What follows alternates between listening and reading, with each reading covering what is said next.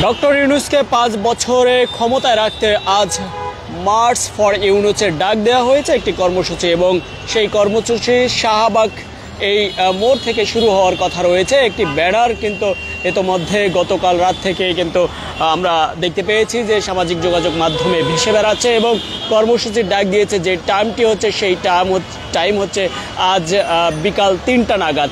এবং এই কর্মসূচির পাশাপাশি আমরা দেখছি যে বিভিন্ন যে জুলাই ঐক্য সহ তারাও কিন্তু একটি সমাবেশের ডাক দিয়েছে, অর্থাৎ ডক্টর ইউনূসকে জাতীয় সরকার দায়িত্ব দিয়ে তাকে ৫ বছর ক্ষমতায় রাখার জন্য আজকে যেই মার্চ ফর ইউনূসের কর্মসূচি দিয়েছে সেটি কিন্তু এই শাহবাগ এখান থেকে শুরু হবে কিছুক্ষণ পরে, এমনটা কিন্তু বলা হয়েছে। যমুনা স্মার্ট রেফ্রিজারেটর, স্মার্ট লাইফে স্মার্ট রেফ্রিজারেটর।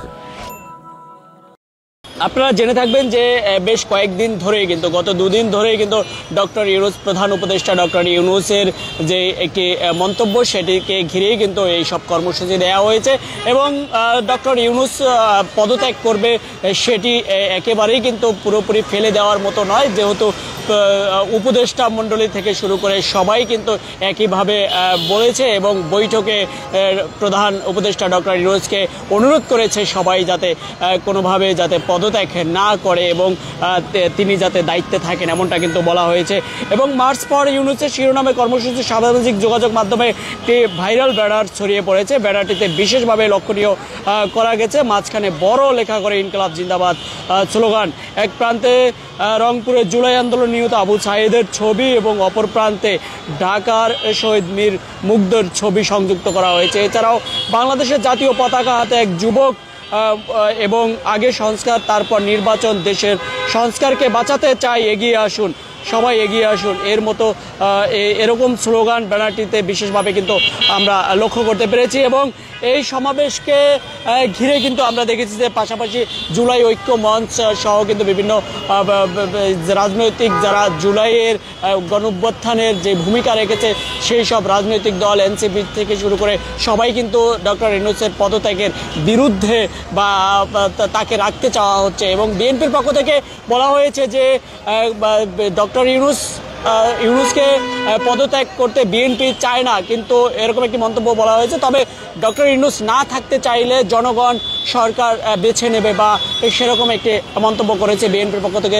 সালাউদ্দিন আহমেদ, সেটিও কিন্তু আমরা দেখেছি। এবং কিছুক্ষণ পরে কিন্তু এখানে যেই শাহবাগ চত্বরটি রয়েছে এই শাহবাগ চত্বরে কিন্তু একটি মার্চ ফর ইউনূসের যেই ৫ বছরের দাবি, ক্ষমতায় রাখার দাবি, সরকার জাতীয় সরকার গঠন করে তাকে ক্ষমতায় রাখার দাবি, সেই দাবি কিন্তু উঠেছে, এবং সেই দাবি নিয়ে কিন্তু আজকে এখানে ৩টা নাগাদ কর্মসূচি রয়েছে। পাশাপাশি কিন্তু কর্মসূচি রয়েছে জুলাই ঐক্য মঞ্চের। এবং ডক্টর ইউনূসের পদত্যাগের কথা শুনে আমরা দেখছি যে বিভিন্ন রাজনৈতিক মহলগুলো বা কেউ ডক্টর ইউনূসে চাচ্ছে না যে পদত্যাগ করুক, জামাত চাচ্ছে না যে ডক্টর ইউনূসে পদত্যাগ করুক, বা এরকম বিভিন্ন মন্তব্য আসছে বিভিন্ন রাজনৈতিক দল থেকে। তবে যারা জুলাই গণঅভ্যুত্থানে যারা ভূমিকা রেখেছিল তারা কিন্তু চেষ্টা করে যাচ্ছে যাতে ডক্টর ইউনূস পদত্যাগ না করে এবং তিনি সংস্কার করে। এবং প্রধান উপদেষ্টার পাশাপাশি কিন্তু উপদেষ্টা মণ্ডলের বৈঠকের পরেও রিজওয়ানা উপদেষ্টা তিনিও কিন্তু বলেছেন যে ডক্টর ইউনূসে আসলে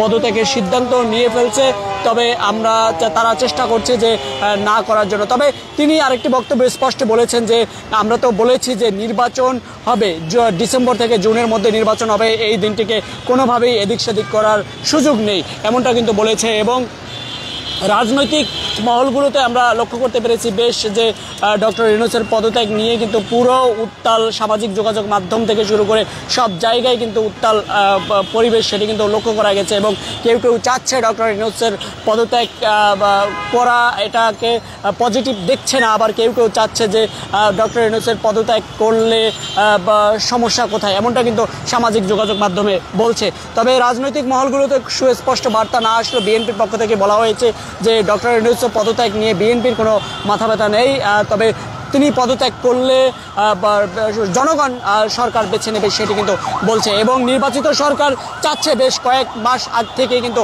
বলা যেতে পারে ডক্টর ইউনূস আজকে 9 মাসের অধিক হয়ে যাচ্ছে এবং এই 9 মাসের মধ্যে অন্য সব রাজনৈতিক দলের মধ্যে অন্যতম বলা যেতে পারে বিএনপি কিন্তু ডক্টর ইউনূসের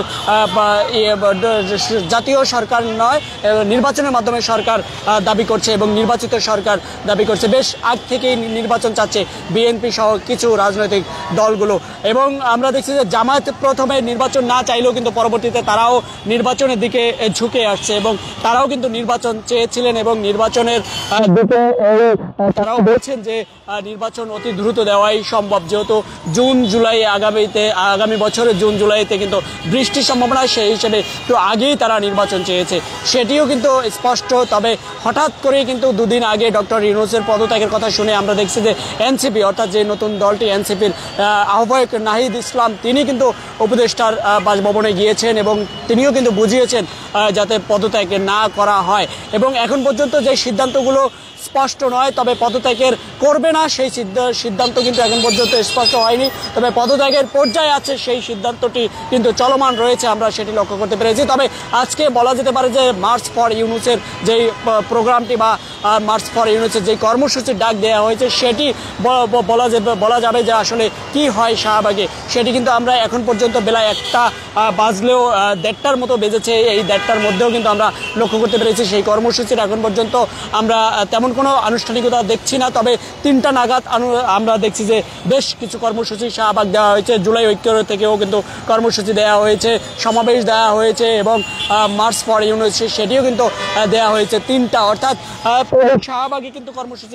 আরেকটি ব্যাপার হচ্ছে যে বেশ কয়েকদিন ধরে কিন্তু ডক্টর ইউনূসের বাসভবনের সামনে যেই সভা সমাবেশ শুরু হচ্ছে এবং নিষেধাজ্ঞা সহ অর্থাৎ ডিএমপির পক্ষ থেকে কিন্তু নিষেধাজ্ঞা রয়েছিল বেশ কয়েকদিন যাতে সভা সমাবেশ না করে সচিবালয়ের এবং সেনাবাহিনী ক্যান্টনমেন্টের সেই সব জায়গায় নির্দিষ্ট কিছু জায়গায় কিন্তু বলা হয়েছিল সভা সমাবেশ না করার জন্য, একেবারে 144 ধারা করা হয়েছিল। তারপরেও কিন্তু আমরা দেখেছি যে নগর ভবন যেই ইশরাকপন্থী তারা প্রথমে নগর ভবন অবস্থান নিয়ে বেশ কয়েকদিন ধরে সেখানে অবস্থান নিয়ে তারা বিক্ষোভ করেছিলেন ইশরাকের মেয়র শপথ পড়ানোর জন্য এবং তারপরে যমুনায় এসে ঠেকেছে।